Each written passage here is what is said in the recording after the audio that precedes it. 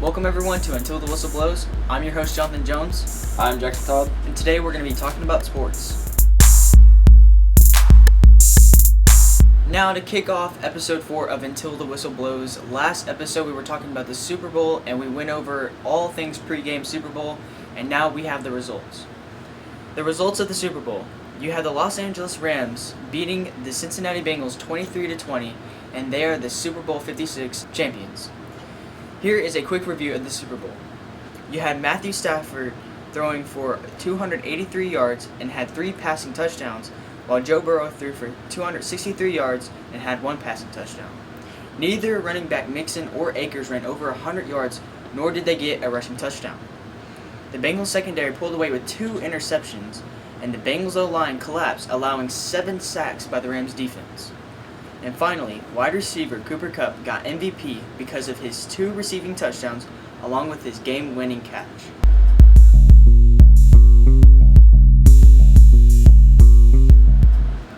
Now for opinions. Jackson, how good was the Super Bowl? What is your opinion on it?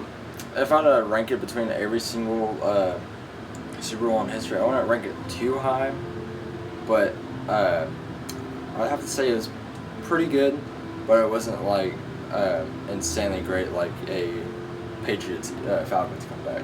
Yeah. On a scale of 1 to 10, I probably think it was somewhere around a 7. I did like that ending drive of the Rams. Yeah. Coming back, they were down, drive down the field, throw to Cooper Kupp for the winning touchdown. I liked it in the sense of the driving and the comeback. But yeah, honestly, it was two teams that you didn't think was going to be in the Super Bowl this year. Yeah. So it was good to see those 2 teams battle it out, and Rams are the Super Bowl champs. All right, now with NBA.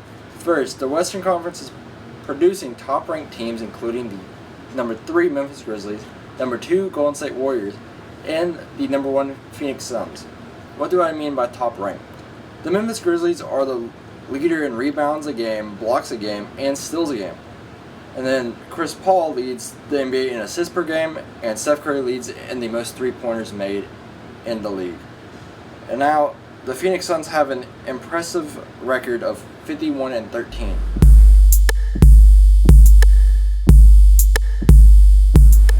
Now, Jonathan, who do you think the number 1 seed will be in the Western Conference? For me, I'm going to have to go with the Phoenix Suns. It seems kind of like a safe guess, but at the same time, they're 51-13. Chris Paul is playing great basketball. Going to have to go with the Phoenix Suns. I like that. What about you? I think Phoenix Suns are the safer guess, but I'm going to go for a little bit of an underdog. But I think the Grizzlies might make a comeback soon and get to that number 1 rank, but if not, they'll definitely get to that number 2 in front of Golden State Warriors. And the Memphis Grizzlies, like we said earlier, are the leader in rebounds, blocks, and steals in the league. So honestly, I would kind of agree too. If it wasn't the Suns, I'd have to go Grizzlies on that. Now for the NHL. Here are the division leader records. For the Central Division, you have the Colorado Avalanche on top with a record of 40-11. For the Pacific Division, the leader is the Calgary Flames, and they have a record of 33-14. For the Atlantic Division, you have the Tampa Bay Lightning on top of the division with a record of 37-12. Now, for the Metropolitan Division, you have the Carolina Hurricanes on top with a record of 39-12. Now, here are some NHL headlines. The Colorado Avalanche have been on fire this season. Here's the Avs' key factors to success, brought to you by Brownlow Lawn Service. Nazem Kadri leads his team in points and assists, which he has 70 points and 48 assists this season alone. He also has 22 goals this season so far. They have been red hot this season, but their skills will be put to the test against the Calgary Flames on March 13th. Now, the Nashville Predators are 5th place in the Central Division with a record of 31-20. They were first place in the Central back in January and have fallen off since then. They are 4-7 in their past 11 games, including big losses against the Lightning and the 2022 Nashville Stadium Series, and another loss against the 17-36 Seattle Kraken. Now for predictions.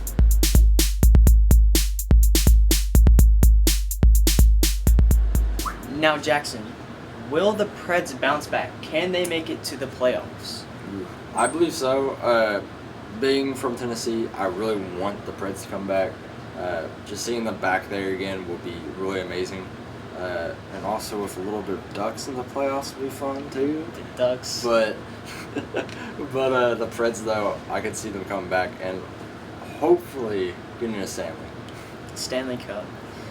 For me, being a Preds fan, of course, I'm gonna say they're gonna bounce back. Yeah. I mean, I'm not really sure what happened. They're 4-7 in their past 11 games, so I mean, the players aren't, I guess, playing properly and going on the road on some big games, but also losing at home too, Yeah. especially when they're in Nissan Stadium, and for the Stadium Series and they lost to the Lightning, kind of a big loss on their hands. So I'm gonna have to go with yes, but it would take a miracle for them to get in the playoffs, let alone Stanley Cup final. Yeah. But with the Nissan Series, Stadium Series, I wish they won, but I can see how they lost because they were going against Tampa Bay, who is now 2-time champion back-to-back, Right. who might win again. So it was already a very big struggle, but hopefully they do bounce back soon and not lose a lot. And we have mentioned in Until the Whistle Blows about how good Tampa Bay has been with Victor Hedman, Steven Stamkos, and they're still the Atlantic Division leader. So, I mean, they could be looking at a three-peat, but for the Preds, let's hope they can come back. Yep. Now, before we continue, we want to hear a word from our sponsors.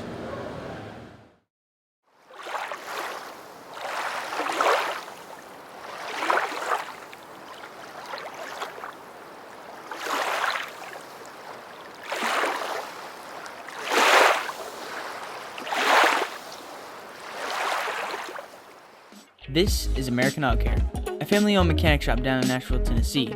They do ACs, brakes, tune-ups, and more at the best prices in Tennessee.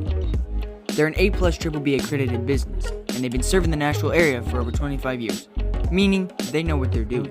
You can visit their website at americanautocare.business.site or call the number on your screen to speak to one of their mechanics. Now with the boxing matches. First, 31-0 heavyweight champion Tyson Fury versus 28-2 Dylan White.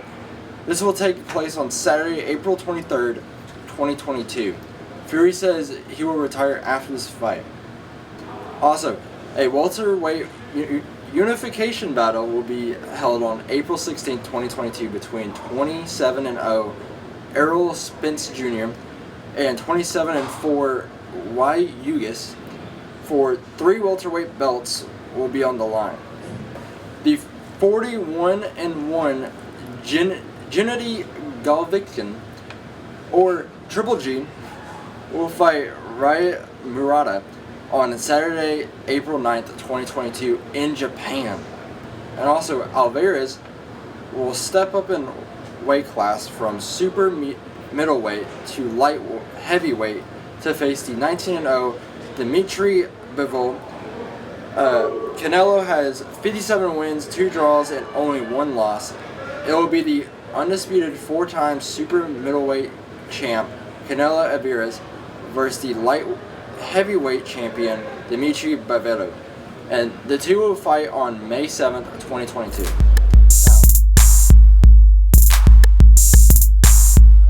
Jonathan, who will win each fight? Okay, so for the first one, Tyson Fury versus Dylan White, I'm gonna have to go for Tyson Fury on that one. He's the heavyweight champ. He's gonna he's got all the pressure on him because he's gonna be retiring after his long career fighting.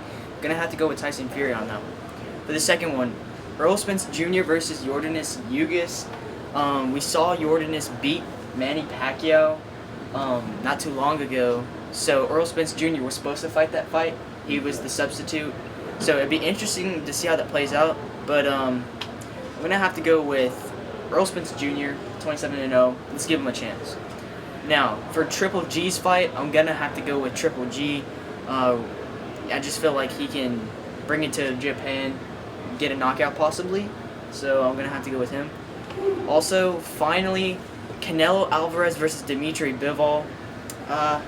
Canelo is my favorite fighter personally. I watch Canelo fight a lot. So I'm gonna have to go with Canelo. He has all the middleweight belts. Yeah. So if he can step up a class and defeat Dimitri Bivol in his own weight class, that could possibly prove Canelo is one of the best fighters in all the land, really. What do you think about these fights?